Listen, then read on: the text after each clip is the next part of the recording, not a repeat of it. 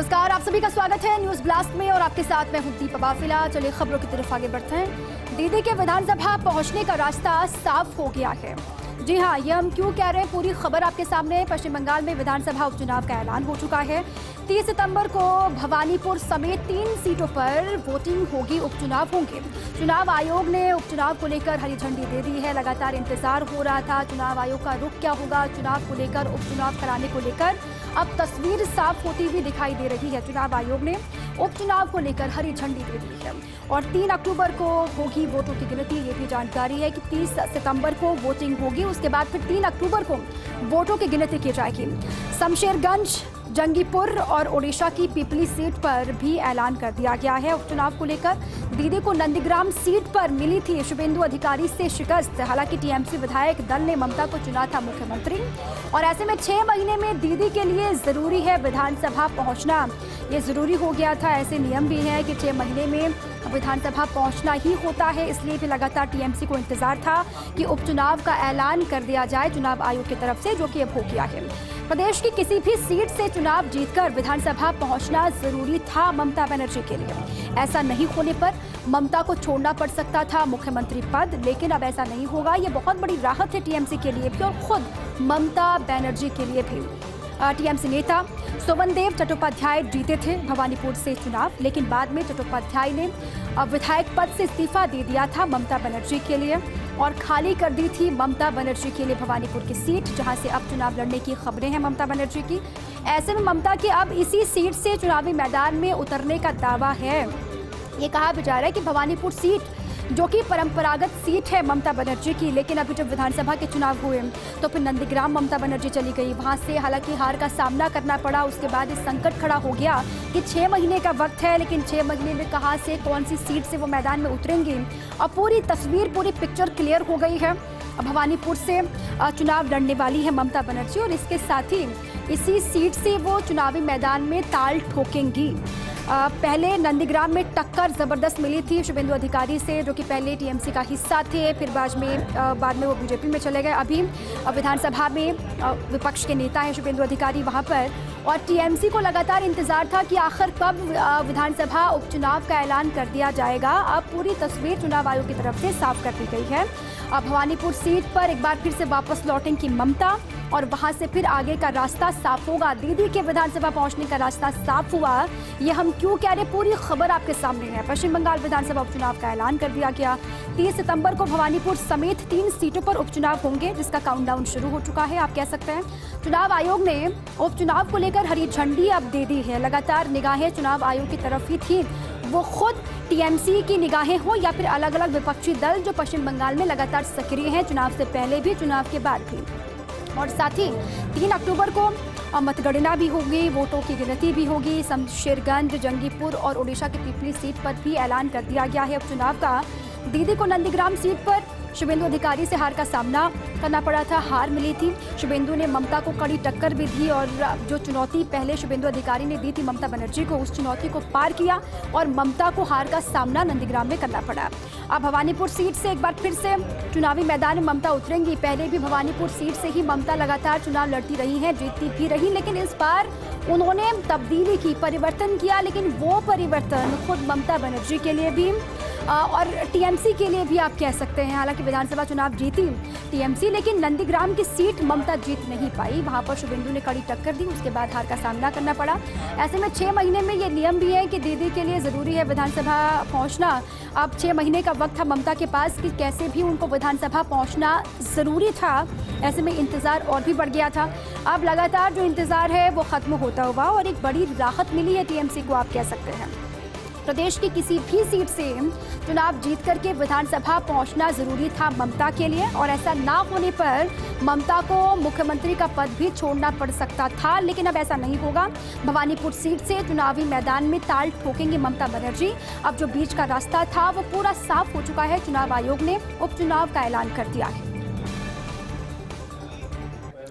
आगे बढ़ते हैं। देश में तीसरी लहर की आहट सुनाई दे रही है। लगातार बढ़ रहे कोरोना के आंकड़े एक बार फिर से जो आहट है वो साफ तौर से सुनाई दे रही है। देश में तीसरी लहर को लेकर ये हम क्यों कह रहे हैं, ये खबर भी हर किसी के लिए बहुत ज़रूरी है। लगातार जो कोविड के केसेस है उसमें इजाफा हो रहा है, कुछ कोविड के जो केस है उसमें बढ़ोतरी देखी जा रही है। बीते 12 में से 11 दिन कोरोना के एक्टिव केस बढ़े हैं। अब ये चिंता वाली बात है हर किसी के लिए। 24 घंटे में 42,667 नए मरीजों की पहचान हो गई है। ये 24 घंटे का डेटा आपको बता रहे हैं। 42,667 नए मरीजों की पहचान हुई है। देश में अभी 3,99,000 मरीजों का इलाज चल रहा है। ये इस वक्त का डेटा है। पिछले 10 में से 9 दिन 40,000 से ज़्यादा नए केस सामने आए हैं। पिछले 10 में से 9 दिनों का आंकड़ा भी आपको बताएं कि 40,000 से ज़्यादा नए केस निकल करके सामने आए हैं। और पॉजिटिविटी रेट भी लगातार बढ़ी है, दोगुनी हुई है बढ़ करके। ये चिंता वाली बात सभी के लिए, राज्यों के लिए, खुद केंद्र की सरकार के लिए भी। हालांकि फिलहाल राजस्थान में काबू में है कोरोना। अभी यहाँ पर स्थितियाँ नियंत्रण में दिखाई दे रही है। कोविड के केसेस में इजाफा नहीं हो रहा, लेकिन जो आंकड़े देश भर से निकल करके सामने आ रहे हैं वो राजस्थान के लिए भी डराने वाले हैं। देश में इसीलिए हम कह रहे हैं कि तीसरी लहर की सुगबुगाहट, आहट आप कह सकते हैं, साफ तौर से महसूस की जा रही है। इस वक्त लगातार कोरोना के केसेस में इजाफा हो रहा है। बीते 12 में से 11 दिन का डेटा अगर आप निकाल करके देखते हैं तो कोरोना के एक्टिव केस बढ़े हैं। और साथ ही 24 घंटे में 42,667 नए मरीजों की पहचान हुई है। ये भी खतरे की घंटी है साफ तौर से। और देश में अभी 3,99,000 मरीजों का इलाज इस वक्त में चल रहा है देश में। और साथ ही पिछले 10 में से 9 दिन 40,000 से ज़्यादा नए केस निकल करके सामने आए हैं। अब इसको लेकर क्या कदम आगे उठाए जाते हैं, इस पर भी लगातार नजर होगी। पॉजिटिविटी रेट भी बढ़ करके दोगुनी हो गई, ऐसी भी खबर। फिलहाल राजस्थान के लिहाज से अगर देखते हैं, राजस्थान के लिहाज से ये अभी चिंता वाली उतनी बात नहीं है क्योंकि कोरोना के केसेस यहाँ पर नियंत्रण में है। लेकिन अगर आगे लापरवाही की जो तस्वीरें उभर करके लगातार हर रोज सामने आती हैं लोगों की, वो लापरवाही पर अगर नियंत्रण नहीं लगाया गया तो खतरे की घंटी यहाँ पर भी सुनाई दे सकती है। बहरहाल ये देश भर का डेटा हमने आपके सामने रखा, जिससे सभी को सचेत होने की आवश्यकता है, सावधान होने की आवश्यकता है। तमाम एक्सपर्ट पहले ही ये कह चुके हैं कि अगर लापरवाही होगी, लापरवाही बरती तो फिर सावधानी हटी दुर्घटना घटी, जैसे कहते हैं। अगर लापरवाही होगी तो फिर केसेस में इजाफा होगा, साफ तौर से कह दिया गया। अब इसी बीच में जो आंकड़े अब लगातार उभर करके सामने आ रहे हैं वो भी खतरे की घंटी है हिंदुस्तान के लिए। उदयपुर एयरपोर्ट से अब एक और फ्लाइट महाराणा प्रताप डबोक एयरपोर्ट से चलेगी 13वीं फ्लाइट। कल से शुरू होगी डबोक एयरपोर्ट से नई फ्लाइट। जयपुर उदयपुर के बीच शुरू होगी एक और नई फ्लाइट, ये जानकारी है। जयपुर से सुबह 8 बजे उड़ान भरेगी। सुबह 8:45 पर उदयपुर एयरपोर्ट पहुंचेगी और उदयपुर से सुबह 9:05 पर जयपुर के लिए प्रस्थान करेगी। ये महत्वपूर्ण खबर है। उदयपुर एयरपोर्ट से अब एक और फ्लाइट, जो पूरा शेड्यूल है फ्लाइट का वो भी आपको हम बता रहे हैं। ये राहत वाली बात हो सकती है सभी के लिए भी। उदयपुर एयरपोर्ट से एक और फ्लाइट उड़ान भरेगी। महाराणा प्रताप डबोक एयरपोर्ट से 13वीं फ्लाइट चलेगी। कल से शुरू होगी डबोक एयरपोर्ट से नई फ्लाइट का संचालन, ऐसी खबर है। जयपुर उदयपुर के बीच में एक और नई फ्लाइट शुरू होगी। इससे यात्रियों को जाहिर सी बात है कि राहत मिलेगी। लगातार कम फ्लाइट होने की वजह से तमाम परेशानियों का सामना उनको करना भी पड़ता है। अब जयपुर के और उदयपुर के जो यात्री हैं उनके लिए राहत वाली खबर है कि जयपुर उदयपुर के बीच में एक और नई फ्लाइट शुरू होगी। जयपुर से सुबह 8 बजे ये फ्लाइट उड़ान भरेगी, ये वक्त है। और साथ ही सुबह 8:45 पर उदयपुर एयरपोर्ट ये फ्लाइट पहुंचेगी। और फिर उदयपुर से सुबह का वक्त है 9:05 जब जयपुर के लिए ये फ्लाइट प्रस्थान करेगी। जाहिर सी बात है कि जो यात्री हैं उनके लिए ये राहत वाली खबर है, जयपुर उदयपुर जो सफ़र कर रहे हैं। उदयपुर की बेटी की केंद्र से गुहार, केंद्र सरकार से लगाई मदद की गुहार। उदयपुर की बेटी की केंद्र सरकार से गुहार है, केंद्र सरकार से मदद के लिए गुहार लगाई है। पति संजीव सिंह की वतन वापसी के लिए गुहार लगाई गई है। पति संजीव सिंह के लिए वतन वापसी उनकी हो, इसके लिए केंद्र सरकार से गुहार लगाई गई। उदयपुर के संजीव फंसे हैं साइप्रस बंदरगाह एमवी जहाज में। 10 भारतीयों समेत 3 विदेशी नागरिक भी वहां पर फंसे हुए हैं बंदरगाह पर। और ऐसे में पति की वतन वापसी को लेकर केंद्र से मदद का आग्रह किया गया है। उदयपुर की बेटी है जो अपने पति की वतन वापसी को लेकर लगातार लंबे वक्त से पहले राज्य की सरकार तक उनकी आवाज़ पहुंचे, ये कोशिश थी। अब केंद्र की सरकार से मदद का आग्रह किया गया है। उम्मीद पूरी यही है कि भारत की सरकार मदद यहाँ पर भी करेगी। लगातार जो भी भारत से बाहर अलग अलग देशों में फंसे होते हैं, कई ऐसे केसेस हैं जहाँ पर मदद की गुहार लगाई गई है, तो सरकार ने मदद की है। अब यहाँ पर इसीलिए उदयपुर की बेटी की केंद्र से जो उम्मीदें हैं वो और भी बढ़ गई हैं। केंद्र सरकार से मदद की गुहार लगाई है पति संजीव सिंह के लिए, उनके वतन वापसी के लिए। उदयपुर के संजीव साइप्रस बंदरगाह एमवी जहाज में फंसे हुए हैं। 10 भारतीयों समेत 3 विदेशी नागरिक भी वहां पर बंदरगाह पर फंसे हुए हैं। ऐसे में पति की वतन वापसी को लेकर केंद्र से आग्रह भी किया है मदद का। अब जल्द ही केंद्र सरकार मदद पहुंचाए, ऐसी उम्मीद उनके परिवार को। प्रदेश के 10 जिलों में भारी बारिश का अलर्ट। सुस्ती के बाद एक बार फिर एक्टिव मोड में आएगा मॉनसून मौसम, ये कहा जा रहा है। प्रदेश के 10 जिलों में भारी बारिश का अलर्ट है। वो कौन कौन से जिले हैं, क्योंकि बारिश कम हुई है ये हर हिस्से में महसूस किया गया। अब ये खबर राहत वाली है। प्रदेश के 10 जिलों में भारी बारिश का अलर्ट है। सुस्ती के बाद एक बार फिर से एक्टिव मोड में मौसम दिखाई देगा। मौसम विभाग ने जयपुर समेत 10 जिलों के लिए अलर्ट जारी कर दिया है। मौसम विभाग ने ये अलर्ट जारी किया है। राजधानी जयपुर समेत 10 जिले हैं जिनके लिए अलर्ट जारी कर दिया गया है। 2 दिन भारी बारिश की संभावना जाहिर की गई है। 2 दिन भारी बारिश हो सकती है, ऐसी संभावना है। चूरू नागौर क्षेत्र में बिजली गिरने की भी आशंका है। ऐसे में सावधानी भी बरतनी होगी। जो प्रशासनिक अमला है उसकी भी जिम्मेदारियां बढ़ जाएंगी। इन जिलों के लिए बाकायदा जारी किया गया येलो अलर्ट। वो चूरू हो या फिर नागौर के आसपास के जो इलाके हैं वहां पर बिजली गिरने की आशंका जाहिर की गई है और ऐसे में इन जिलों के लिए बाकायदा येलो अलर्ट जारी कर दिया गया।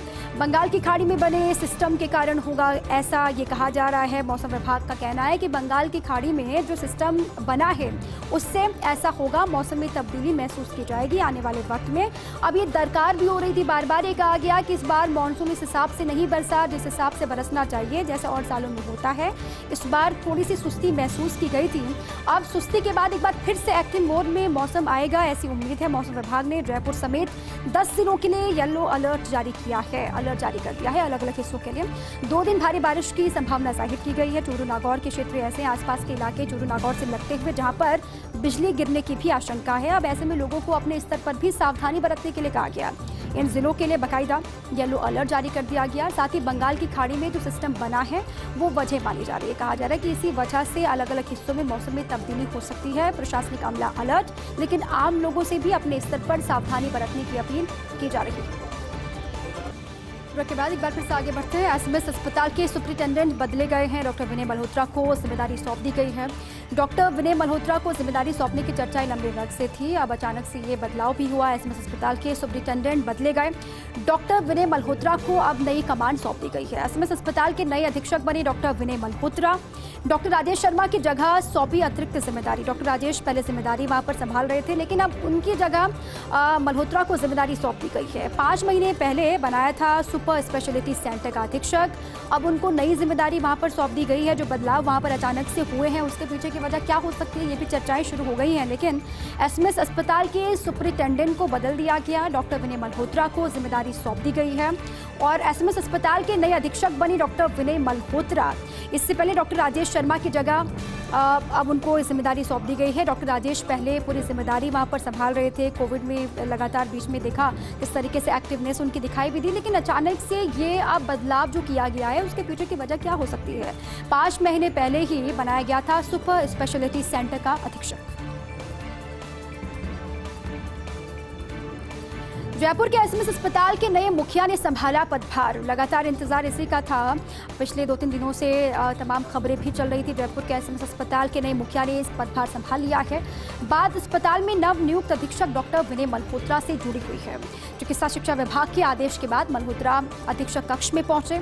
अब मौजूदा अधीक्षक डॉक्टर राजेश शर्मा ने मल्होत्रा को चार्ज सौंपा और इस दरमियान पूरे अस्पताल परिसर में एक ही चर्चा रही कि आखिर अचानक से अस्पताल अधीक्षक डॉक्टर राजेश शर्मा को हटाया क्यों गया, इसके पीछे की वजह क्या हो सकती है। पूरे अस्पताल परिसर में अगर आप देखते हैं तो चर्चा इसी बात को लेकर हो रही है कि जो तब्दीली वहां पर की गई है अधीक्षक को लेकर, ये तब्दीली आखिर क्यों की गई, आखिर इसके पीछे की वजह क्या हो सकती है। डॉक्टर राजेश शर्मा को हटाया क्यों गया। अधिकांश जगह इस बदलाव के पीछे की वजह मानी जा रही सीएम की एसएमएस विजिट। अब ये भी कहा जा रहा है कि अधिकांश जगहों पर चर्चा इस बात को लेकर भी हो रही है कि जो बदलाव वहां पर किया गया इसके पीछे की वजह सीएम की एसएमएस विजिट हो सकती है। अब इसमें कितना सच है आने वाला वक्त ये बताएगा, लेकिन बहरहाल जो जानकारी है, जो चर्चाएं हैं वो हम आपके सामने रख रहे हैं। अचानक से अधीक्षक में जो बदलाव किया गया अधीक्षक के पद को लेकर अब चर्चाएं ये शुरू हो गई हैं कि वाकई में सीएम की जो विजिट वहां पर रही ये वजह हो सकती है या फिर कोई दूसरी वजह है। आखिर राजेश शर्मा को अब हटाए जाने का मकसद क्या हो सकता है। मल्होत्रा को नई जिम्मेदारी वहां पर सौंप दी गई है, इसके पीछे की वजह भी क्या हो सकती है, कई बातें इसको लेकर चल रही है। पंचायत चुनाव में कांग्रेस को बढ़त। कांग्रेस ने अब तक 670 सीटों पर जीत दर्ज कर ली है। कांग्रेस के लिए ये अच्छी खबर है। पंचायत चुनाव के लिहाज से पंचायत चुनाव में कांग्रेस को बढ़त। कांग्रेस ने अब तक 670 सीटों पर जीत दर्ज की। भाजपा की बात करें 550 सीटों पर जीत भाजपा को मिली है। साथ ही 290 निर्दलीय भी जीत के साथ आगे चल रहे हैं। आरएलपी प्रत्याशियों को 40 सीटों पर जीत का सेहरा है। साथ ही बसपा को 11 और एनसीपी के खाते में 2 सीटें गई हैं। बात जिला परिषद में भाजपा कांग्रेस में टक्कर की तो प्रदेश के 6 जिला परिषदों के चुनाव के परिणाम भी आना शुरू हो गए हैं। जोधपुर, सवाई माधोपुर, सिरोही की जिला परिषदों के परिणाम आने शुरू हो गए। अभी तक 35 वार्डों के परिणाम सामने आए हैं। 20 में भाजपा और 14 में कांग्रेस आगे चल रही है, माफ कीजिएगा, और एक वार्ड में निर्दलीय भी जीत चुके हैं। साथ ही जिला परिषद के एक वार्ड पर जगत सिंह ने जीत दर्ज कर ली है। पूर्व विदेश मंत्री नटवर सिंह के पुत्र हैं जगत सिंह, जिन्होंने जीत हासिल की है। अब ये जो आंकड़ा है वो आने वाले वक्त में क्या बदलाव लेकर के आएगा, ये दोनों ही पार्टियों के लिए बहुत महत्वपूर्ण इलेक्शन, पंचायत चुनाव, गाँव की सरकार जिसे कहते हैं वो हो या फिर जिला परिषद के इलेक्शन हो, ये बहुत महत्वपूर्ण है। यकीन मानिए कांग्रेस और बीजेपी के लिए। सत्ताधारी पार्टी कांग्रेस, जाहिर सी बात है कांग्रेस के लिए चुनाव बहुत मायने रखते हैं, लेकिन बीजेपी के लिए भी 2023 के लिहाज से क्या तैयारी है, वो तैयारी ग्राउंड पर किस तरीके से चल रही है, जो आंकड़े आज के सामने निकल करके आ रहे हैं उससे कई हद तक अंदाजा लगाया जा सकता है। कांग्रेस ने अब तक ये पंचायत चुनाव की हम बात कर रहे हैं, कांग्रेस ने अब तक 670 सीटों पर जीत दर्ज कर ली है। साथ ही भाजपा 550 सीटों पर जीत दर्ज कर चुकी है। 290 निर्दलीय भी जीत के साथ आगे चल रहे हैं। आरएलपी प्रत्याशियों को 40 सीटों पर जीत का सेहरा है। साथ में बसपा की बात करते हैं 11 और एनसीपी के खाते में 2 सीटें गई है। वहीं जिला परिषद में भाजपा कांग्रेस में जबरदस्त टक्कर है। प्रदेश के 6 जिला परिषदों के चुनाव के परिणाम भी लगातार सामने आ रहे हैं। जोधपुर, सवाई माधोपुर, सिरोही की जिला परिषद के परिणाम लगातार सामने हैं। अभी तक 35 वार्डों के परिणाम सामने आ चुके हैं। 20 में भाजपा और 14 में कांग्रेस आगे चल रही है। और साथ ही एक वार्ड में निर्दलीय की जीत हुई है। जिला परिषद के एक वार्ड पर जगत सिंह ने जीत दर्ज की है। पूर्व विदेश मंत्री आप सभी जानते हैं नटवर सिंह, जिनके बेटे हैं जगत सिंह, जिन्होंने जीत हासिल की है। अब ये चुनाव का जो पूरा डेटा है, जो पूरा आंकड़ा है, ये किस तरीके से पार्टियों के आगे की गतिविधियों पर इफेक्ट डालता है, इस पर भी लगातार नजर होगी। बहरहाल जो परिणाम है वो लगातार आप तक हम पल पल की अपडेट पहुंचा रहे हैं परिणाम को लेकर। वैभव गहलोत की मेहनत लाई रंग, पंचायती राज चुनाव रण का परिणाम सामने है। इसीलिए हम कह रहे हैं वैभव गहलोत की जो मेहनत थी, जो ग्राउंड पर वैभव ने काम किया, वो मेहनत रंग लाती हुई दिखाई दे रही है। पंचायती राज चुनाव रण का परिणाम है। मुख्यमंत्री गहलोत के गृह जिले में कांग्रेस को जीत मिली है। और पंचायत चुनाव को लेकर वैभव लगातार क्षेत्र में सक्रिय थे। आपने देखा लगातार सभाएं भी उन्होंने की, लोगों से जा जाकर वो मिले भी, वोट की अपील भी की। ग्राउंड पर जाकर लोगों का मन टटोलने की कोशिश वैभव गहलोत ने की थी। वैभव द्वारा चुनाव में की गई मेहनत से कांग्रेसी खेमे में खुशी का माहौल है। फलौदी, लोहावट और शेरगढ़ में मेहनत का सकारात्मक रिजल्ट सामने आया है कि आम लोग भी कह रहे हैं। जो कांग्रेस के लीडर हैं, जो स्थानीय लेवल पर लगातार वैभव के साथ काम कर रहे थे, उनमें भी खुशी का माहौल है। जाहिर सी बात है खुशी लाजमी भी है। जो गृह क्षेत्र है सूबे के मुखिया अशोक गहलोत का, वहाँ पर कांग्रेस को जीत मिली है, ये अपने आप में एक बड़ी जीत आप कह सकते हैं। और वैभव गहलोत ने जो मेहनत की, वो मेहनत ग्राउंड पर सफल होती हुई दिखाई दे रही है। जो आज के आंकड़े हैं वो यही बताते हैं। आखिर कौन दिग्गज जीता और कौन हारा, ये बड़ा सवाल है। आमेर में कांग्रेस और भाजपा के बीच टाई। सतीश पूनिया के क्षेत्र की पंचायत समिति जालसू में बीजेपी को बहुमत, ये बीजेपी के लिए अच्छी बात है, अच्छी खबर है। वहीं मंत्री लालचंद कटारिया के क्षेत्र में कांग्रेस बहुमत के करीब है। पावटा पंचायत समिति में भी कांग्रेस बीजेपी बराबर में है। पावटा में निर्दलीय और आरएलपी तय करेंगे प्रधान। अब यहाँ पर जो महत्वपूर्ण भूमिका में है वो निर्दलीय और आरएलपी भूमिका में दिखाई दे रहा है। निर्दलीय विधायक बाबूलाल नागर को लगी निराशा हाथ। अब नागर को बहुत ज़्यादा उम्मीदें थी, लेकिन उनको निराशा ही हाथ लगती हुई दिखाई दे रही है। बहु रूपाली नागर जीती, लेकिन प्रधान बनने का सपना अधूरा उनका रह गया। इस पंचायत समिति में भाजपा को बम्पर बहुमत मिला। बौजमाबाद में 17 में से 14 सीटें बीजेपी ने जीती। कांग्रेस पर 2 पर कांग्रेस एमटी और आरपीएस एसोसिएशन के पूर्व अध्यक्ष रहे अनिल गोठवाल के पुत्र जीते चुनाव, ये उनके लिए भी अच्छी खबर है। माधो राजपुरा पंचायत समिति के वार्ड 5 से अभिषेक गोठवाल ने जीत दर्ज की है। और इस तरह मौजूदा सीनियर आरएस हरसहाय मीणा की पत्नी भी चुनाव जीत गई हैं, ये उनके लिए भी अच्छी खबर।